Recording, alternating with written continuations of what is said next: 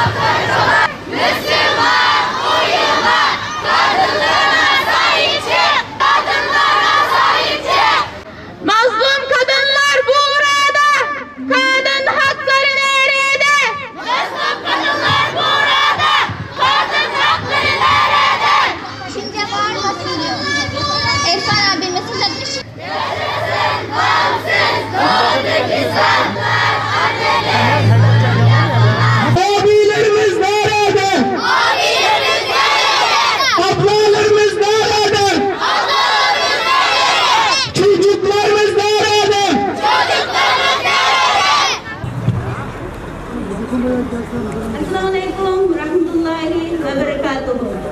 Bugün Dünya Kadınlar Günü. Doğu Türkistan'daki mazlum kadınlar hariç tüm dünyadaki kadınlar gününü tebrik ediyor.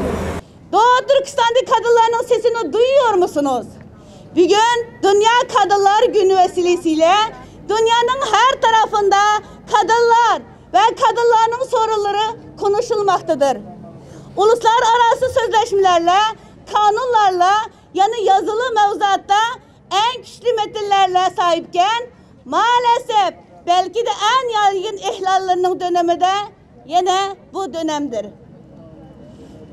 Çoğu coğrafyada aile içi şiddet mağduru olan kadınlar Suriye, Yemen, Libya, Filistin, Mısır gibi coğrafyalarda işgalın, savaşın, çatışmanın ve bunun beraberinde gelen sistematik ihlallerin ve muhacirliğinin getirdiği korkunç sorunlarla boğuşmaktadır. Doğu Türkistanlı kadınlarda Çinli işgali süreciyle beraber gelen sistematik ihlallerinin en korkunç zamanlarını yaşamaktadır. Öncelerinde Çin Komünist Partisi yönetiminin tamamen kapalı tutan saklamaya çalıştığı bu ihlaller artık saklanamaz hale gelmiştir.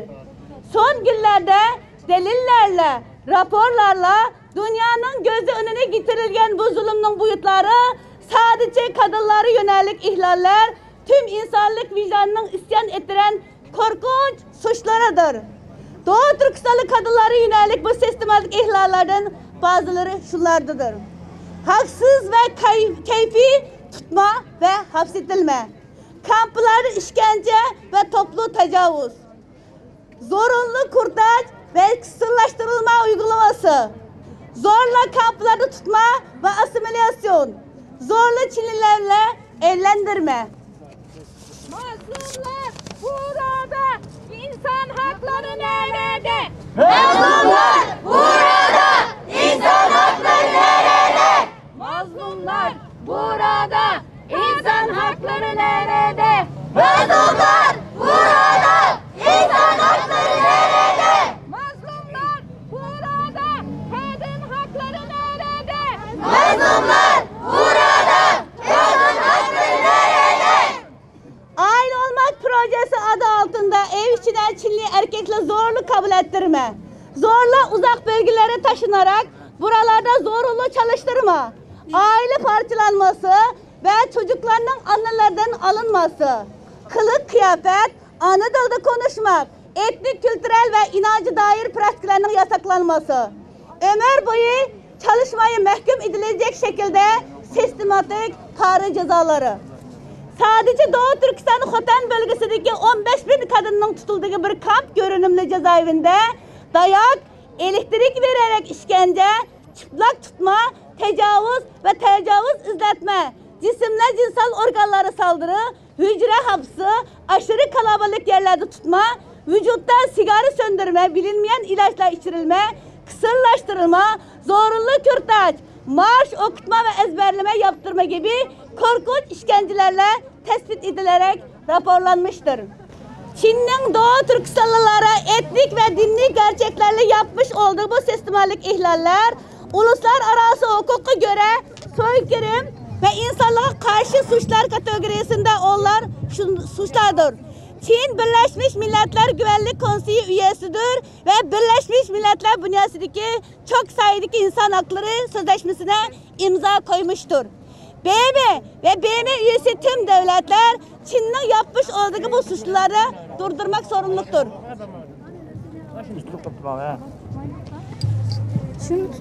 Çin'in Doğu Türkistanlılar etnik ve dinli gerçekleri yapmış olduğu bu sistematik ihlaller, uluslararası hukuka göre soykırım ve insanlık karşı suçlar kategorisinde olan suçlardır. Çin, Birleşmiş Milletler Güvenlik Konseyi üyesidir ve Birleşmiş Milletler bünyesindeki çok sayıda insanlar hakları sözleşmesine imza koymuştur. BM ve BM üyesi tüm devletler Çin'in yapmış olduğu bu suçlarını durdurmakla sorumludur. Dünya liderlerine sesleniyoruz.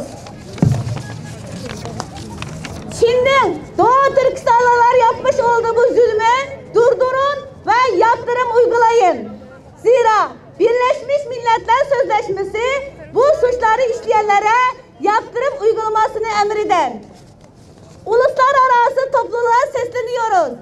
Çin'in işlediği bu soykırım suçları ve insanlığa karşı suçlardan dolayı yargılama başlatın ve Çinli yetkililerinin ve sorumluluğu olanlarının yargılanmasına ve cezalandırılmasını sağlayın. Dünya tüm kadınlara sesleniyoruz.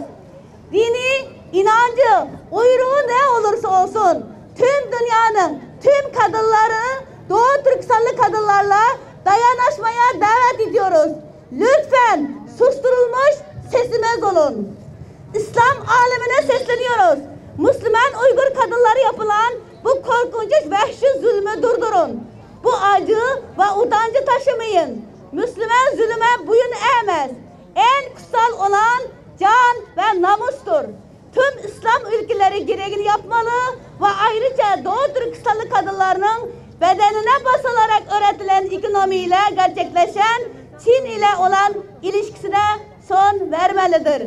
Medya kuruluşlarına sesleniyoruz. Sizler bu şerefli ve anlamlı hizmetlerinizle her zaman mazlumluğun yanında yer almaktasınız. Lütfen bizim de sesimize ses olun. Biz bugün niçin buradayız? Yıllardır bir zulüm var, yıllardır bir katliam var. Bakın bu 10 yıl, 20 yıl, 30 yıl değil. Uzun bir süreyi, belki asır denilebilecek bir katliam var. Dünya devletlerinin bilgisinde olup sessiz kalınan bir soykırım var. Ve biz buna bugün burada Kadınlar Günü münasebetiyle bunu itiraz etmek için biz bugün buradayız. We are, ara ara İngilizce konuşacağım, bilginiz olsun. Dünya basında yer alacağını umut ettiğim için we are here today because we are here to object to a persecution Mexico we have witnessed for years. Yes, it is 4 years. And a genocide that has been kept silent but within the knowledge of the world states. All world states. İnsanların en temel hakkı olan yaşama hakkı ellerinden alındığı için, insanların inançları, değerleri Çin tarafından, China tarafından ayaklar altına alındığı için, eğitim kampı yalanı altında sayısız işkenceler, türlü işkencelere şahit olunduğu için biz kadınlar bugün buradayız. Bize sesleniyorlar, nerede kardeşlerimiz, nerede bacılarımız diye haykıran kadınlarımıza biz burada destek olmak için, seslerine ses olmak için, yüreklerine yürek olmak için biz bugün buradayız. Bugün Dünya Kadınlar Günü mü? O zaman kadınlara yapılan bu zulmü durdurun. Birlik olup sesinizi yükseltin. Bugün dünya basınında nasıl geçiyor biliyor musunuz? The World Women Days adı altında şiirler okunuyor. Sabah gelirken baktım. Şu an Twitter'da, sosyal medyada şiirler okunuyor, metinler diziliyor. Doğu Türkistan'da kadınlara her türlü, ben içeriğine girmek istemiyorum, her türlü işkence, zulüm yapılırken durdurun dizeleri. Önce bu zulmü alenen yapılan soykırımı itiraz edelim.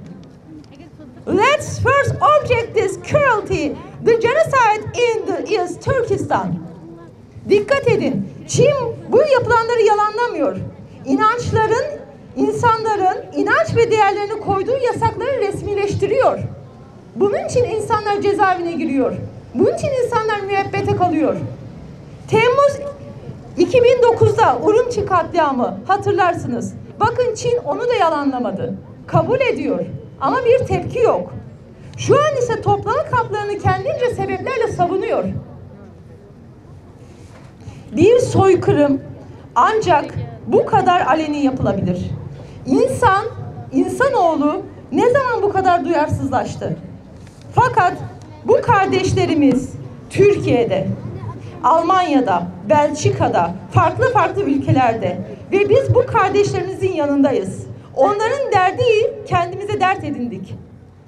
Doğu Türkistan'ın zulüm, toplu katliam, dayatma ile yok olacağını düşünenler yanılıyorlar. Yanılıyorlar. Zulüm, katliamla, soykırımla yok olacağını düşünenler yanılıyorlar. Fidanlar kendi topraklarında değilse de asıl toprağına ekilmek üzere yetişiyorlar. Gün gelecek bu fidanlar Doğu Türkistan bağımsızlığının hem vesilesi hem de nişanesi olacak. Ben bunu özellikle İngilizce'de söylemek istiyorum ki bilinsin, those who think that East Turkestan will be destroyed by cruelty, mass murder and imposition are wrong, all wrong. Although the seedlings aren't in their own land, they are growing to be planted in their original soil. One day, these seedlings will be both a sign and a sign of East Turkestan independence. İnşallah. Doğu Türkistan'da yaşayan annelerimizi, teyzelerimizi, halalarımızı, kızlarımızı, yeğenlerimizi arayarak, kız kardeşlerimizi arayarak Kadınlar Gününüz kutlu olsun demek isterdik. Maalesef Çin zulmünden dolayı elimizdeki dünyanın her yerine ulaşabilen telefonumuz memleketimize, ailemize, sevdiklerimize ulaşamıyor.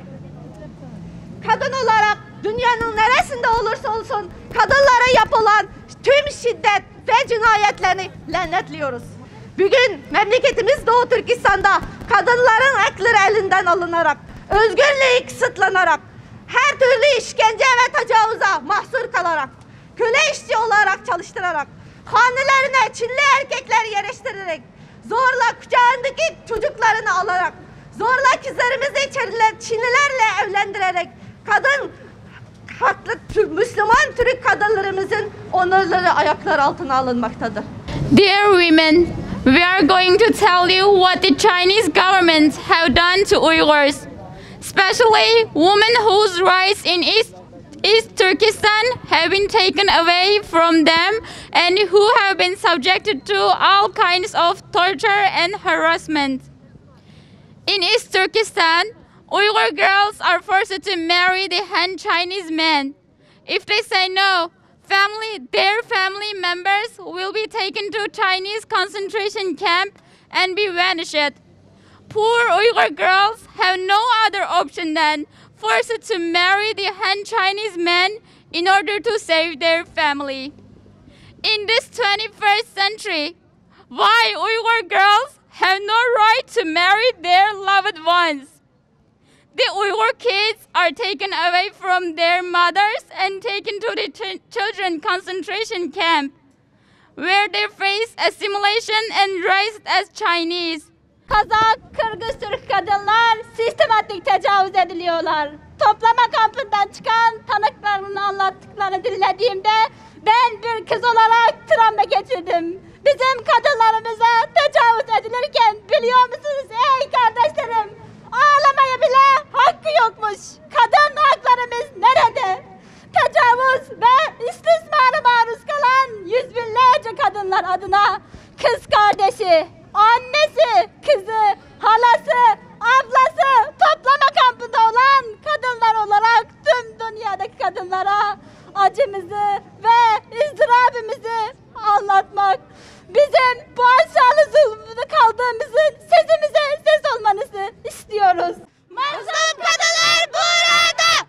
Kadın hakları nerede? Nüfus kısıtlama politikası neticesinde kadın annelerinin karnındaki çocuklarını iğneyle ve ilaçlarıyla düşürüp düşürüyor.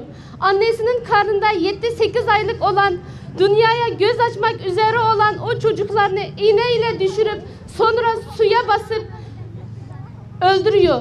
Ve bunu o bebeğin annesinin gözlerinin önünde yapıyor. Bunun canlı tanıkları vardır. Ey dünya! Yine neyi bekliyorsunuz? Bu vahşet değil mi? Çin Komünist Partisi bugünkü bir kudurtukluğunu sergileyerekten kendisinin helakının yakın olduğunu dünyaya göstermekte.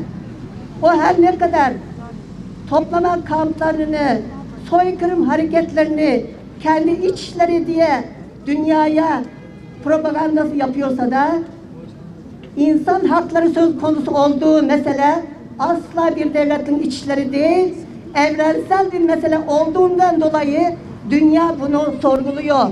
Ve bunun hesabını dünyaya verecek. Onun helaki ve bizim kurtuluşumuz yakındır.